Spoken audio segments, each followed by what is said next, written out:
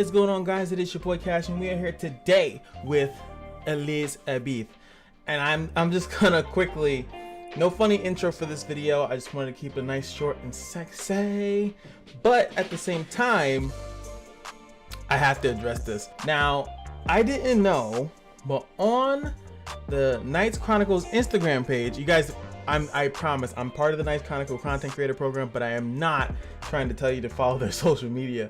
But thanks to a lovely post on Reddit, Hobo Lee Bobo, he actually posted a Reddit post about the new character, and I'm doing this video also just because to let you guys know about this. I didn't want to do a video specifically just on this, but they're starting to showcase it. Once they actually finish it out, you know where to be.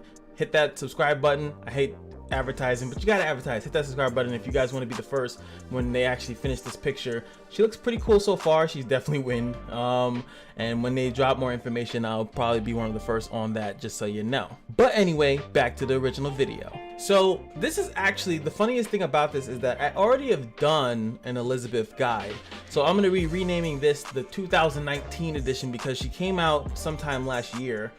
And I did a guide on her, and I think the game has dramatically changed ever since I did that guide. So not only is it now a good time, I did Kane's and now we're gonna do hers. She's a different character now. She has an awakening now. It's very strong. And I also need to address, like, now there's so much different things you can do with her, so it makes sense to redo the guide. I don't want to come off as a person that's just, he's just doing it for the views. Like, one rune set comes out, I redo all my guides. That's not what I'm trying to do to you guys. I hope you guys understand that. So let's look into her actual skills. First up, quick decision. Increases wind and water allies evasion by 20%. Pretty good. Evasion is obviously one of the better ways to mitigate damage for the fact of that you do not take any damage. Also, you do not take any debuffs. Some other ways of mitigating damage, sometimes it's cool and all, but you still get stunned, you still get hit with a dot, you still get hit with defense crush. So evasion to me has a higher priority, and I've said this before, a higher priority to me as far as being a viable tactic. Next up, let's look at her passives. We're gonna go with the first one, the thick forest, and a lot of the other reason why it's good to redo this guy because now she actually got buffed, so some of her things are different. So let's read it in full. Increases evasion by 7% per surviving ally and activates resolve. She did not have a resolve before, just so you guys know. 80% chance to cast Crow Phantom equal to, okay, just Crow Phantom, and they added what Crow Phantom does on an enemy not already affected by Crow's Phantom at the start of the caster's turn. So really big thing to note here. Increases evasion by 7% per surviving allies. So usually at the beginning of the fight you have 5. She also usually includes herself. When it says ally, it usually means self as well.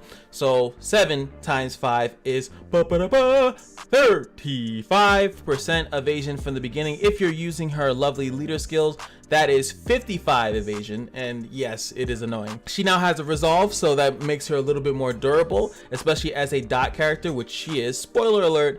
And also the Crow's Phantom, which we will look at and click right here because this Crow's Phantom is very unique.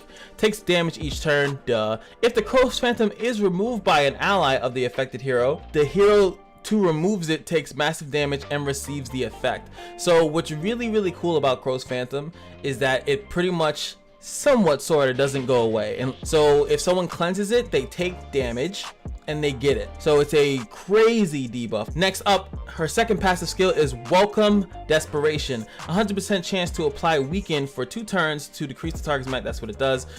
I kind of hate when they do that, just to say weaken, and then the whole point is that you're supposed to click on this. I'm like, oh, what does it do? Decreases max HP and certain HP by a set amount. The set amount is 90%. That's how it always is unless they plan on making it different for some other character. Oh well, but pretty much you will 100% get a weaken if you counter attack while you have Crow's Phantom. Also, she increases damage to enemies afflicted by damage over time, which is good for her because obviously the Crow's Phantoms will be bouncing all over the place. And if you don't have a Crow's Phantom, this is also new, by the way, you will magically get one. There's an 80% chance you might magically get a Crow's Phantom. So whoever doesn't have one might just get one. That is also new, I forgot to mention. That did not happen before. So the weaken, as it says, you lose 90% of your max HP. Effectively, you can go from having thousands of HP to having less than 100 within seconds. You literally become killable by any means necessary. One of the craziest things that I've seen with Weekend now is with Fully Awakened A6 Electra and A6 Elizabeth, With the weaken effect, you literally will die to Electra. If you attack with the weaken and you hit her, you'll just die. It's like instantaneously. It's insane. Her A6 passive, the Phantom Creep, cast Crow's Phantom equal to, oh my god, on all enemies for 3 turns. So right there in the beginning of the fight, boom, Crow's Phantom's on everybody. There's no chance for this to happen. It's gonna happen. Also removes all abnormal statuses from the caster at the start of the wave. So yes, this does counter Cynthia's passive that puts Melancholy. I guess in the order of things, the Melancholy goes on first, and normally it does because it goes before even immunities. I don't know if I've mentioned that when I did my Cynthia's guide, but yes, if you put immunity on your character and then Cynthia is in the party, she'll still put the Melancholy. But now the A6 passive will save her from that, so she's pretty good on that. And she's also putting Crow's Phantom, which to my knowledge there is one rune set that allows you to start off with a damage over time immunity, but no one really uses it, so it's very likely that all the characters are going to be screwed if they counterattack within that state. As we know, because of this, they're going to get weakened, and then if they don't have weaken is an abnormal status, so you can block that, you can cleanse it, Rue will cleanse it, but it's still a hassle to deal with. Now with her A6 passive, however, weakens the attacker for 2 turns when an enemy afflicted by Crow Phantom attacks an ally.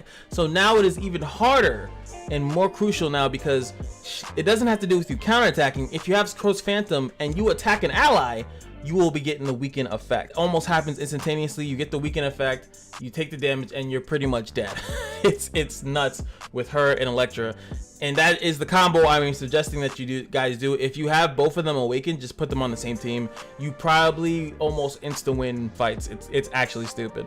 And last but not least, she applies abnormal status reflection to the caster, pretty much to herself, when an enemy afflicted by Crow's Phantom attacks her.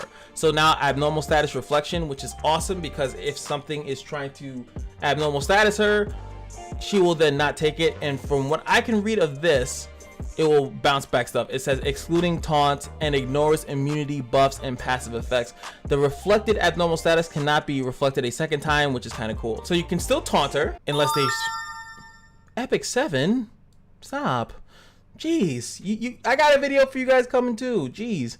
Anyway, as you can see, really strong. And also, as you can see, since she pretty much keeps Crow's Phantoms on characters, she's still pretty much good for PvE.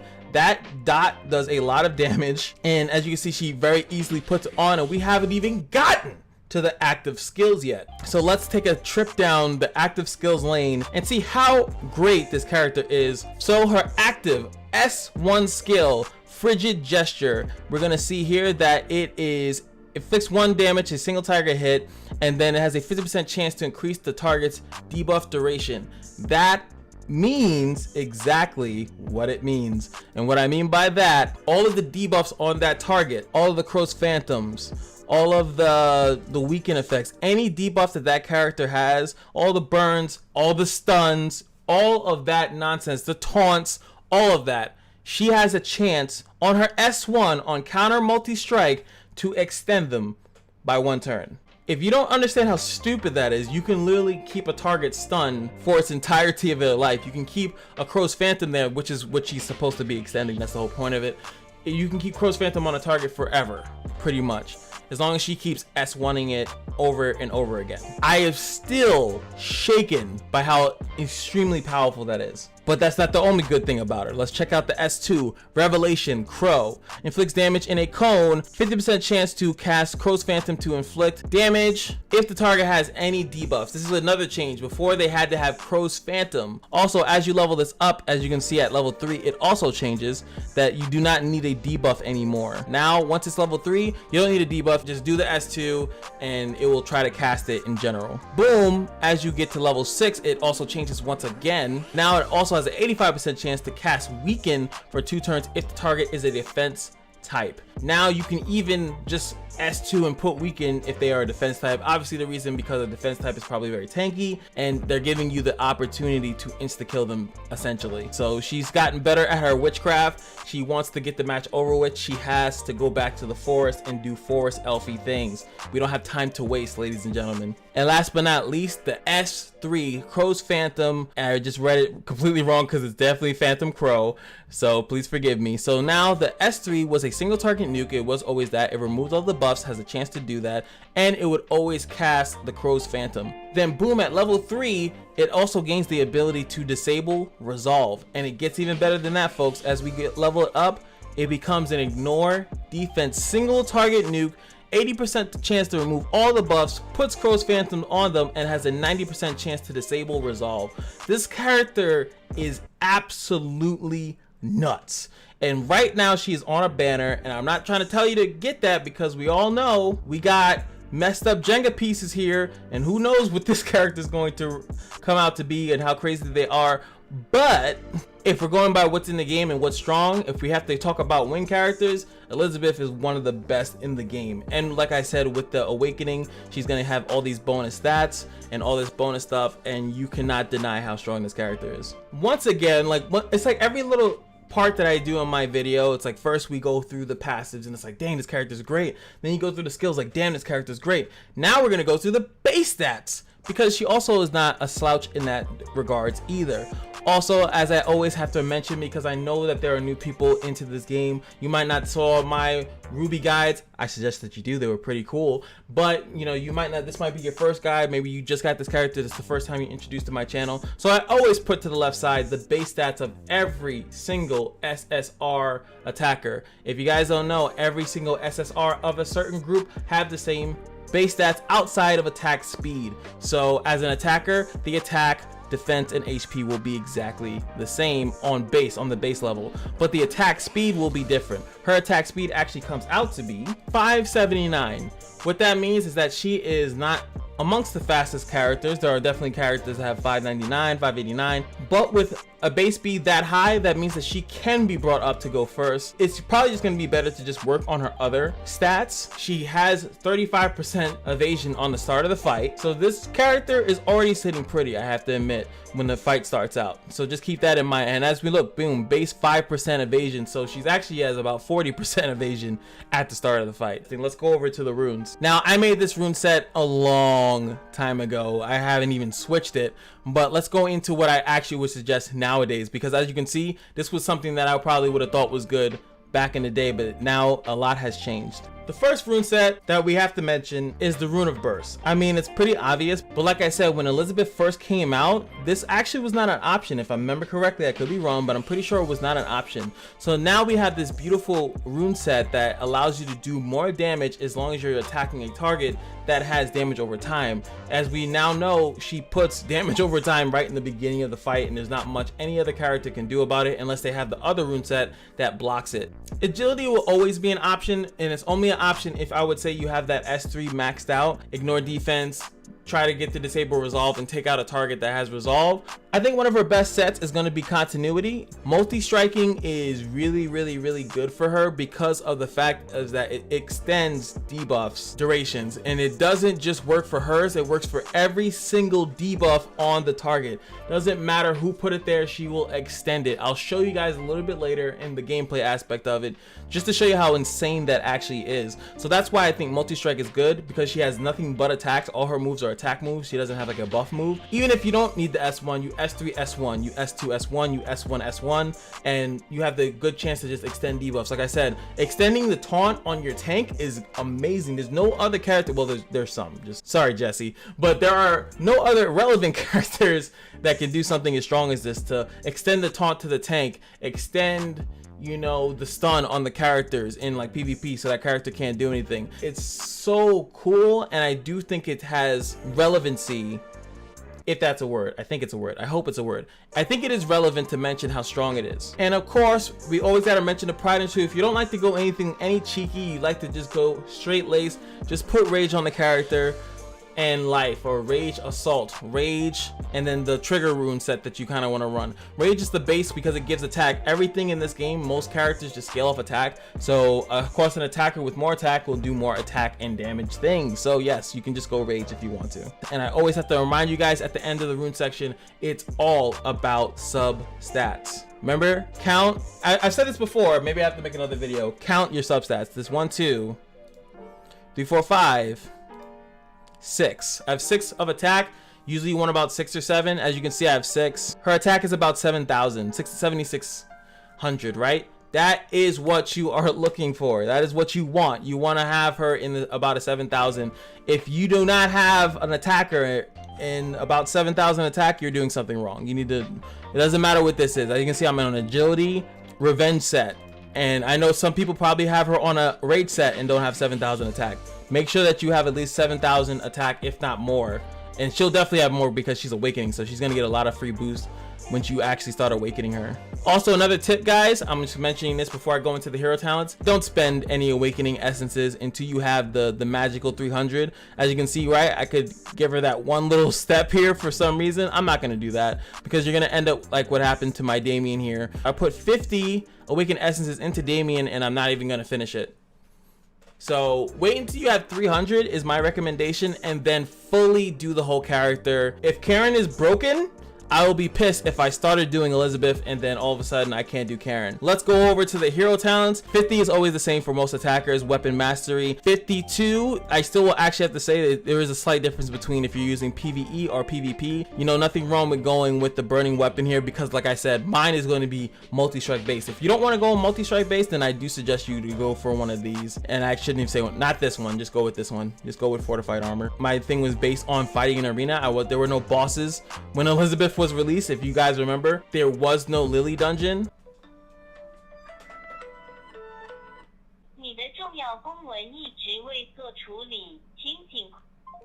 This is what I have to deal with when I do these videos, just so you guys know. Random phone calls. Anyway, but since she does now, the evasion passive is a little bit different. I kind of might want to go with this to increase the attack, aka increase the damage that her dots do when she is dodging attacks. And you know, now she has resolve, so she has a little bit more sticking power. So I actually might change to this one. Last but not least, the 58, I'm gonna go with crit chance. This one is cute. I would kind of want to go with it, but I just like playing attacks so much. I value it very highly just because, you know, these characters have so much attack, but they usually don't have as much crit chance. So I kind of like this, but this is also good too. You know, there's a lot of shields in the meta, a lot of damage immunities in the meta currently. So this will give her a chance that if she gets attacked, hopefully she dodges it or the resolve activates, and then she gets penetration, then she can clap back on the character or kill someone that is shielded. I wish penetration actually let you go through protection as well. It would make it so much of a better buff, but hey, don't let me develop a game. And of course, level 60 is duh. Alright, ladies and gentlemen, I thought one of the best ways possible to showcase this, I'm actually in the Kali dungeon currently, and I'm going to do my absolute best to extend these debuffs. So first thing I'm going to show you guys is the S2. Just kind of looks like a psh, real quick. Nothing to do that. Oh my, is this easy mode? Because she just counterattacked with the Crow's Phantom. That's it. She's pretty much dead. Alright, so now the one on the left also has two of them, so it's going to be really easy. We can easily go right to here, and we can see that he has ignition on him. The blaze will likely go away because it gets consumed when you get hit, and then we have the damage decrease. So my S1 is level 2, so it's a 60% chance, so it's not that it might not hit, but we're going to hope for the video's sake that it does. Ladies and gentlemen, YouTuber oh, we even hit this guy too. We got both of them. So now you can see the ignition is 3, the attack decrease thing here is 3. We hit this one and now his thing is 3. This would have went down to 1, but now it's 2 because his turn just went. So I'll probably lose this actual run, but I wanted to show you guys how crazy that S1 and all that good stuff is. It's absolutely nuts. And as you can see, it's gonna help me do this, even though I need to kill this guy first. Maybe I should do a Kali guy. Should I do a Kali guy for you guys? Nah. And we lovely also get to check out the S3 before I lose this run. Let's check out our S3. Beautiful animation. Boom. Puts it underneath him and then boom, he's dead. He's dead. He's dead, Johnny. Kali is so easy now. Like, if you guys want a guy on Kali, I'm just saying there's two characters here. One's doing the dance and the other one is on the left side, and it's a breeze. It's such a breeze now. Since this is Elizabeth's video, I had to revive her, just, you know, get her in the last frame. There we go. Boom, baby. Now Elizabeth's in the frame, and now it looks like she's the one that won. See, bro, Elizabeth, the Kali dungeon killer, official in this video. Thank you, Ambu. He's actually my new guild leader. So shout outs to him and his fully awakened Damien. I don't know who this guy is, like personally. I appreciate it. No, seriously, thank you so much for letting me in the guild. I'll even send you a friend request. But here she is in her awakened form. I didn't awaken her because of the reason that I told you. So you can see a little bit of here. She's like the zap, swap. Really cool stuff. Like I said, one of my favorite characters in the game. Definitely, that one you really can't like see too much. It's more like looking at her do like little things. No point of seeing that like actually in game. And then here we go, the S3 in the awakening. Ah, she looks so cool. She's just so cool. So, hope you guys enjoyed the video. If you did, remember to like, comment, subscribe, and remember, most importantly, share the video. I got a video coming up of like an update of everything that's going on with the channel and myself. I like to do that more often now. It seems like a lot of you guys like it, but it definitely goes a long way. You'd be surprised how great and how helpful it is when you share these videos. And of course, remember the most important thing is that every day at the Kashino is your lucky day, and I will see you guys in the next video. Peace.